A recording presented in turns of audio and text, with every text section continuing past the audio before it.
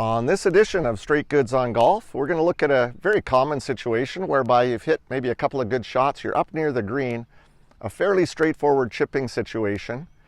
If you're one of those people who often leaves your chip shots short of the flagstick and then on occasion knocks one clear off the far side of the green, this edition's for you.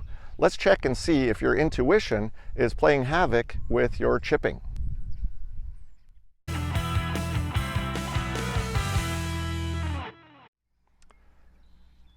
So I brought with me today this two-headed center drilled club, and what I mean by center drilled is I've got a drilled hole in the center of the club face of this one and also of this one. So I've got a two-headed club here.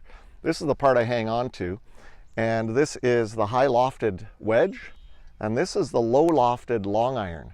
So we're going to have a look at the effect of loft on chipping. And of course you can use different clubs to chip with, but let's see if the loft on the club can be your friend and help you to become a better chipper. With the two-headed club in place now, you can see by the silver pointer that we've got a lot of loft on that wedge. The idea is no matter which club you select from your golf bag, you want to trust the loft to do the up portion, and your sweeping action will allow you better contact with your club face and the ball, as opposed to some sort of a scooping or lifting action. If we're trying to work to the underside of the ball, there's a reasonable chance you hit the ground before the ball, which is disastrous in chipping.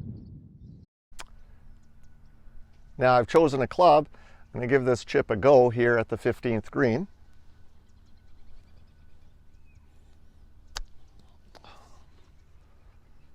So, if that's ever happened to you, there's a reasonable chance that that could be just because of your intuitive side.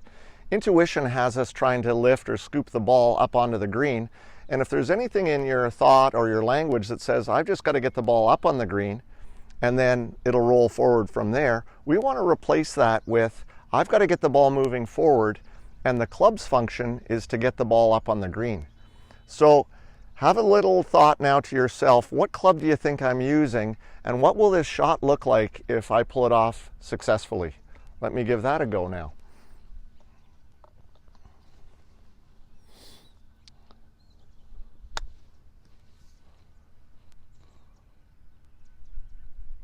Ooh, that's a little better. The question is, what club do you think I had in my hand for that shot? It's a fairly low runner.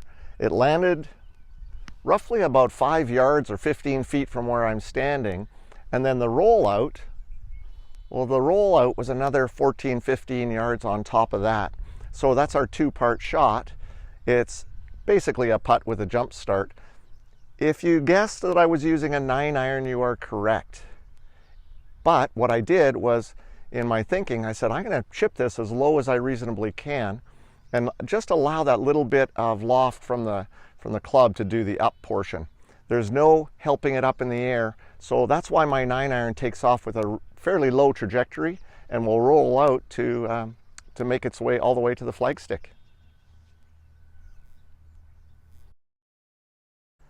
I'm hoping that your takeaway from this video is that when you're hitting one of these, what I call stock chip shots or standard issue chip shots near the green, that the thinking really should be, how low and forward can I hit this chip, instead of somewhere in the intuitive side saying, I've got to get this up on the green.